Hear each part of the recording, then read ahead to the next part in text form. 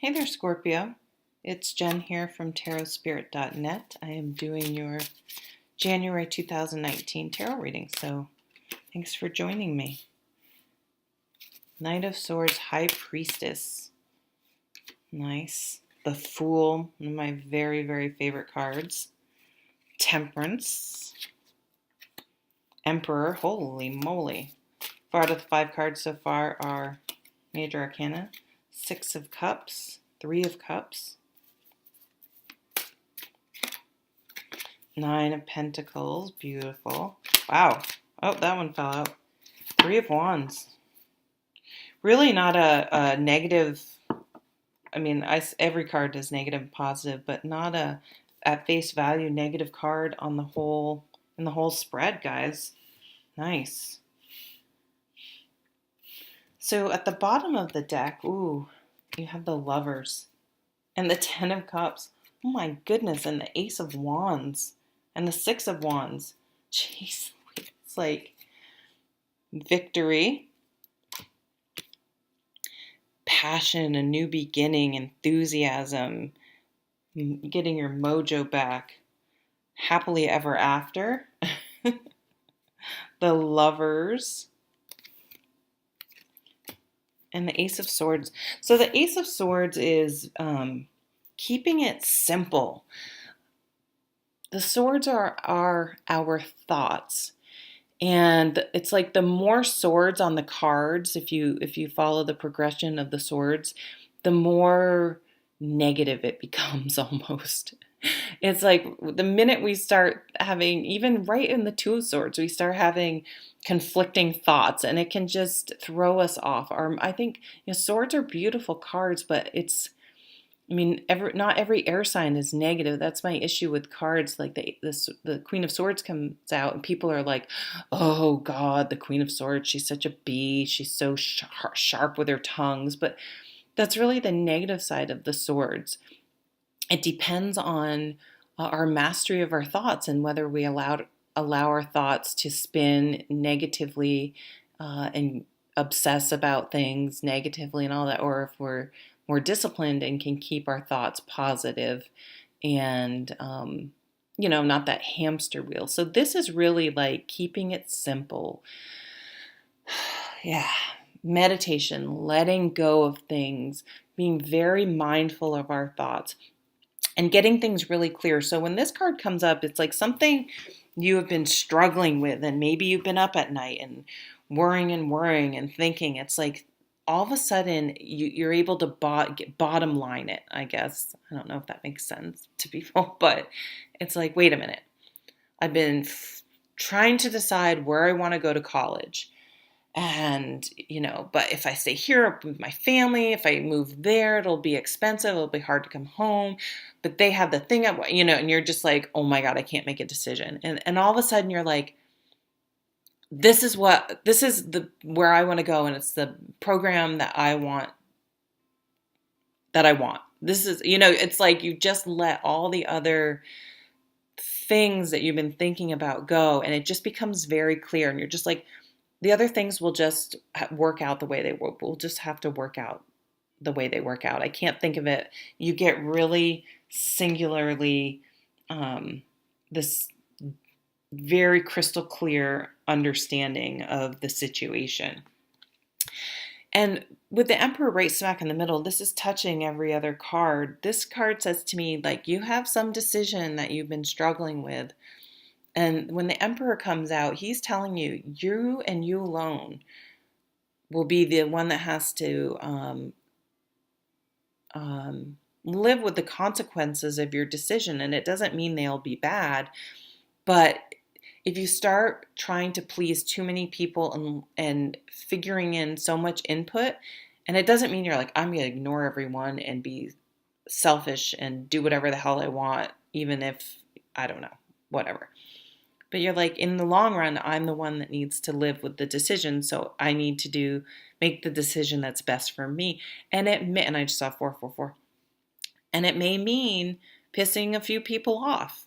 And that's part of being a grown-up is saying, well, it's those people, and they very well may have your absolute best interest in mind, but some of them just are busybodies, and they'll be the first ones if you do what they want because you feel so pressured by them, and it doesn't work out. They'll be like, Psh, you didn't have to do it. I'm waiting. You was your decision. They'll be the first one to be like, wasn't me. You made that decision. So, definitely an adult decision being required of you. But I think it's going to be, I think once you can wrap your head around it, this Knight of Swords is about changing your thinking. Once you can get it in the right perspective, it's very easy and very simple.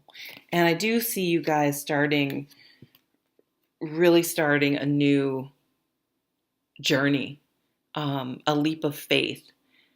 And lots of times too, these people trying to influence your decision, it's their own fear. It's a reflection on them, not on you. So they may be like, "Oh, Los Angeles is so expensive, and no, do you know the odds of the people who actually make it in the show business and blah blah blah, just on and on and on." And it's like, okay, that's their fear, and it doesn't mean you don't know that, but you're like, this is my only life and I need to take that chance and I will deal with it however it is. The fool is not a fool. The fool knows that in order to succeed in your dreams, you have to put yourself out there, and you're willing to do that. Some of you are really like going on your own too. You're really this gorgeous Nine of Pentacles. This is like, I'm adulting up. I'm accepting full responsibility of my bills, my everything. I'm not going to turn around and ask my parents every time I need help. I'm not going to. Maybe you need to break up with someone to make this decision to move on, and you're just like, how do I want to say it? You're not just going to stay in places and situations, because I do see some of you literally moving just to please everyone else, even if you know deep down in your heart it isn't the right thing. Yeah. The Six of Cups, this is again with that Ace of Swords. These two to me are keeping it simple, enjoying the good things in life. As in, like, stopping and smelling the roses, being appreciative for the sun being out today, the not needing a huge house, not, you know what I mean? Like, so really, and with this Three of Wands, it's zooming out and looking at the big picture.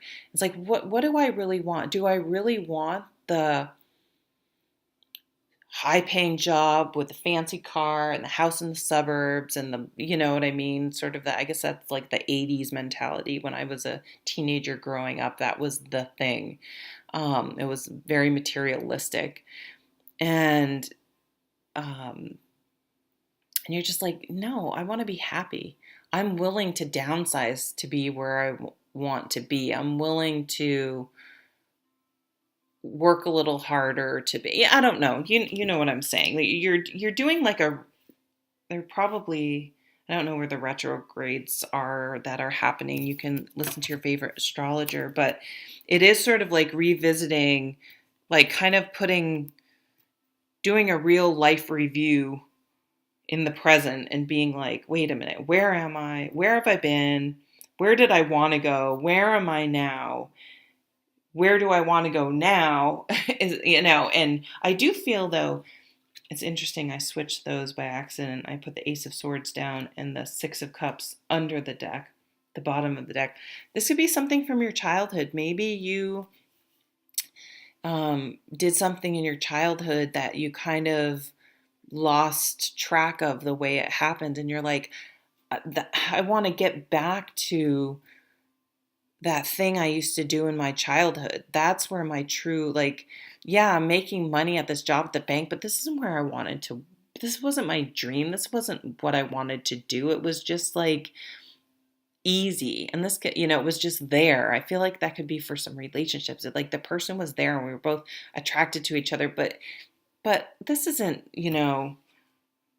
this isn't right deep down in my soul. I know it isn't. So whatever the high priestess can help you dig up, it's like something you've suppressed for whatever reason, is it can't be repressed anymore. It's coming to the surface and you're just like, I've somewhere along the way, I told myself I could let go of that dream or that goal, that it wasn't important. And you can't, or like it comes up and you've listened to all the naysayers in your life and you're like, oh, I can never make a living doing that. I can never do that. That's too hard. I can't make that happen. So when these things bubble to the surface, don't press them back down. Bring them out and explore them and figure out how to make them a reality. So I think that's what's happening. And the funny thing is, you think it may be disruptive, but it's actually going to bring more peace and balance to your life because you're living in a manner that is going with your true nature instead of trying to force a square peg in a round hole and force your life to look like something that society or your family or whatever says it should look like, and instead being more authentic and living in harmony with your true nature. And you're going to find like-minded people. So you will find people that will support you in this endeavor, and stick to those people. Surround yourself with people that support you, not the negative people that are just going to put doubt or make you feel like you're doing something wrong by living authentically. Okay, I think I'll leave it there, Scorpio. Nice reading. Have a great January. See you at the next video. Take care.